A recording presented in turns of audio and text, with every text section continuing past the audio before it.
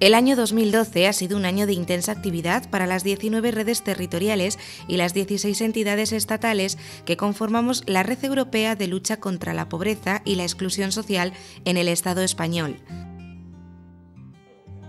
Intenso no solo en acción directa con las personas, sino en el desarrollo de un trabajo teórico que servirá para organizar la actividad que desarrollamos a lo largo de todo el año, pero también para ofrecer un fondo de protección a la acción social más directa, amenazada por la situación económica actual. Por eso, el gran hito de este año para EAP en España ha sido el Seminario Estatal Tercer Sector y Economía Social, celebrado el pasado mes de octubre durante 3 días en la Universidad de Alcalá de Henares y que precedió a la celebración de la Asamblea General Ordinaria, donde renovamos los cargos directivos de la entidad. El hilo argumental de este seminario ha sido, por tanto, construido en torno a 3 cuestiones fundamentales. Lo central son las personas. Las personas no son sus carencias, sino sus fortalezas, y el cambio de las personas pasa por el cambio de la sociedad. En base a esto, se ha estructurado toda una serie de conferencias e intervenciones de especialistas en tercer sector y economía social, pero también talleres prácticos y de acción, que dan ejemplo de que es muy fácil pasar de la teoría, si está bien construida, a la práctica. Como veis, básicamente... Y con más de 5 millones de personas en situación de desempleo, desde EAP en España pensamos que era un buen momento para pensar que otra forma de hacer economía era posible y por eso el tema que trata este año nuestro seminario. Esperamos que podamos, en estos 2 días que tenemos de trabajo conjunto, podamos pensar en las ventajas, en el valor añadido que aporta la economía social. De hecho, la apertura del seminario se centró precisamente en construir una base teórica, un fundamento que refuerce la acción social en unos momentos en los que la atención a los más vulnerables es imprescindible. La herramienta propuesta, el tercer sector y la economía social. Para inaugurar el seminario, además, se contó con la presencia de representantes de las administraciones públicas, aliados imprescindibles para poder desarrollar esta acción social. La Administración por sí sola no es capaz de solucionar los problemas. La Administración necesita forzosamente y necesariamente a la sociedad civil. Qué importante es que se esté organizando toda la economía social alrededor de la plataforma del tercer sector y que estemos avanzando, y estoy seguro que vamos a avanzar mucho, porque son los que nos van a abrir realmente, Carlos, a la Administración los ojos y los que van a guiar y marcar esa estrategia que decía Sergio de lucha contra la pobreza en Europa, por lo menos a tenerla bien clara en el día a día y en lo que está más cercano, que son nuestras personas y nuestros conciudadanos que están viviendo y sufriendo con una cruda situación la realidad de hoy en día. Creo firmemente que la atención a los más vulnerables en estos momentos de crisis es imprescindible y prioritaria desde las administraciones y desde las entidades que conforman el tercer sector. Su trabajo es indispensable para trasladar su principal objetivo a la realidad española, que es la lucha para la erradicación de la pobreza en el Estado español. Por su parte, los responsables de EAPN en el ámbito europeo y estatal marcaron las líneas claves del trabajo de nuestra organización, teniendo en cuenta la situación de la pobreza en Europa y España. Tenemos una estrategia europea que se llama Europa 2020, donde el único marco importante era reducir 20 millones de personas en situación de pobreza hasta 2020. Pero este objetivo, que era un objetivo importante, porque por primera vez teníamos un objetivo marcado con un número, todavía no es real, porque hasta ahora solo tenemos como compromiso de algunos Estados miembros llegar a 12 millones. Y esto es también muy simbólico y muy importante de esta falta de ambición que tenemos en este momento. Al mismo tiempo tenemos un recuo de lo que es la capacidad que teníamos de concertación, de crear consensos e incluso de diálogo.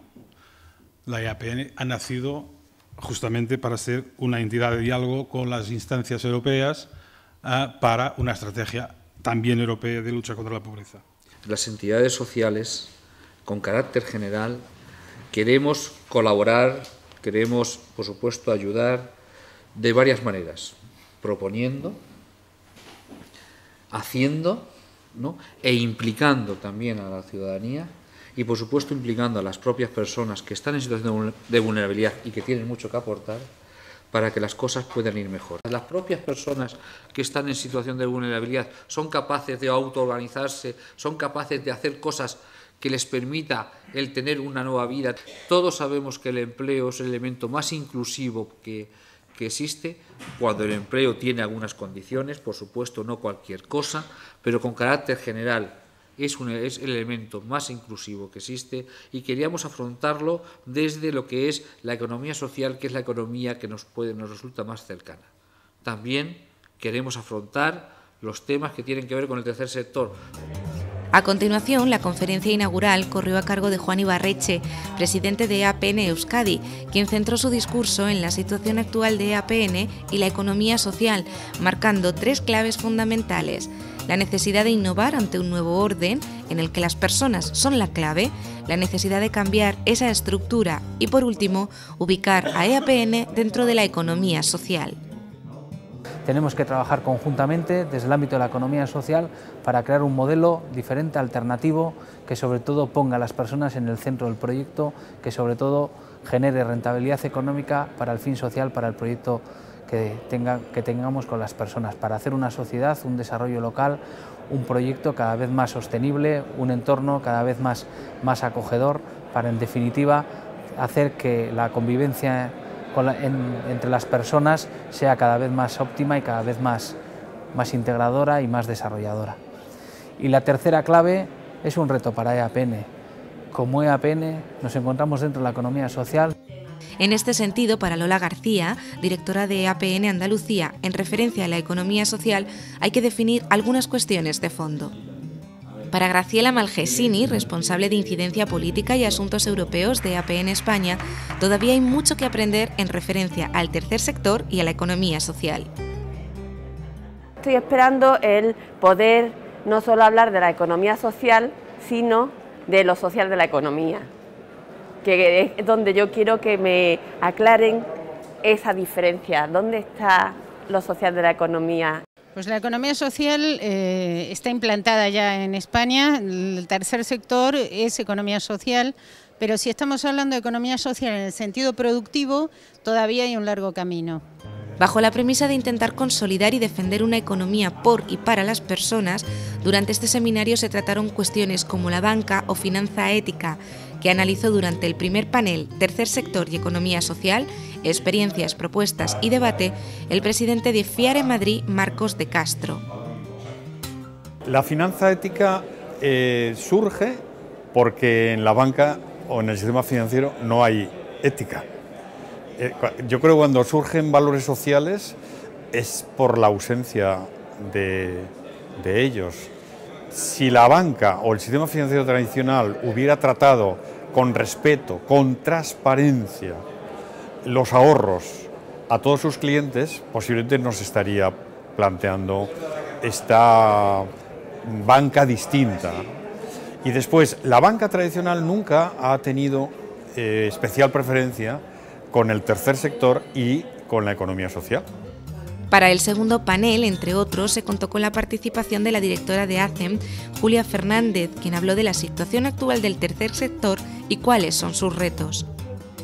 En un momento como el actual y con la trayectoria que las organizaciones y el tercer sector han tenido y tienen en España, hay diferentes elementos que van a favorecer y posibilitar la sostenibilidad del tercer sector. Uno, fundamental, va a ser su capacidad de aliarse entre las diferentes organizaciones, pero también de aliarse con otros actores, con empresarios, con sindicatos, con la opinión pública, con su base social. Una de las piezas claves de este seminario fue la intervención, en el tercer panel, de Víctor Renes, sociólogo y ex vicepresidente de EAPN España, que desde el profundo conocimiento de la organización relató cuáles deben ser los objetivos que marque el trabajo de EAPN en el presente año 2013, pero también de cara al futuro. La posición de EAPN es que hay que reinvertir, no invertir en el sentido de invertir en bolsa, sino de cambiar de dirección. Y por lo tanto estamos en una posición contracorriente. La estructura de las relaciones se deben articular en torno a las garantías de las personas. La posición de APN deriva en hacer frente a la pobreza como argumento del bien común, que reclama la acción de los recursos públicos, por descontado, por supuesto, pero sobre todo afirma la distribución como base de la ciudadanía, que se concreta en la incondicionalidad de proteger las condiciones básicas de la vida. Pero durante el seminario no solo tuvimos la oportunidad de conocer a qué retos nos enfrentamos en España y cómo podemos hacerles frente desde APN. Gracias al testimonio de Agostinho Jardim, presidente de APN Portugal, conocimos la situación que vive su país en referencia a las personas en riesgo de exclusión social y pobreza. As medidas de ajuste da Troika em Portugal estão a ser dramáticas e de umas consequências gravosas de aumento do desemprego e particularmente da pobreza, que se estima que esteja neste momento em 30% de portugueses pobres. También contamos con la presencia de Eddie Folland, que nos contó la forma de trabajar de APN Escocia. In Scotland we've had a really successful living wage campaign. We've persuaded government in Scotland to pay government workers in the health service and in local government a living wage rather than just the minimum wage. So the living wage is a bit more than the minimum wage. It's not a lot more, but it's a fairly modest increase, but it's certainly more. And government and the public sector has led the way in implementing the living wage. It's possible to develop a campaign like this. In fact, it's even more important that we develop a campaign like this because our view in Scotland was that if we don't argue for a living wage at a time like this during the recession and with spending cuts, we just then simply have a race to the bottom, So it's more important now that we talk about a living wage, because if we don't, then the people who are at the very bottom of society in terms of income will come under increasingly more pressure. Well, what we would like to see is pressure put on the European Union to change their procurement laws to allow living wages to be included as part of procurement contracts, because we believe that that's a way that we can get the private sector to start paying the living wage. Las conclusiones no se han hecho esperar. José Manuel Fresno, consultor social, marcó las claves que deben servir de horizonte para el futuro, para mirar desde dentro y poder hacer frente a los retos que vienen del exterior. No nos podemos seguir definiendo por lo que somos y por lo que hacemos, sino por la manera en que hacemos las cosas.